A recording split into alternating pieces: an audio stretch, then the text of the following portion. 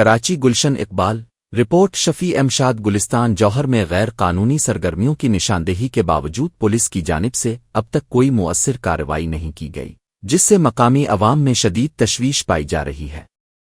ذرائع کے مطابق تھانہ گلستان جوہر کے مختلف علاقوں میں LPG سلنڈر پابندی کے باوجود کھلے عام فروخت کیے جا رہے ہیں، اور یہ خطرہ پیدا کر سکتے ہیں کہ کسی بھی وقت بڑا حادثہ پیش آ سکتا ہے۔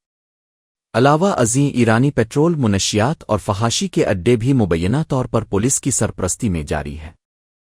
صحافیوں نے واضح ثبوت پیش کیے مگر پولیس نے کارروائی کرنے کے بجائے صحافیوں کے ساتھ بدتمیزی کی اور علاقے کو مکمل محفوظ قرار دیا۔ SHO کاشف ربانی کی دعوائیں غلط ثابت ہو چکی ہیں۔ علاقے کے باشندوں نے SSP ایسٹ اور DIG ایسٹ زون سے مطالبہ کیا ہے کہ غیر قانونی کاروبار فوری بند کروائے جائیں۔ LPG سلنڈر کی غیر محفوظ اسٹوریج کے خلاف سخت اقدامات کیے جائیں۔ سماجی برائیوں کے خاتمے کے لیے فوری آپریشن کیا جائے۔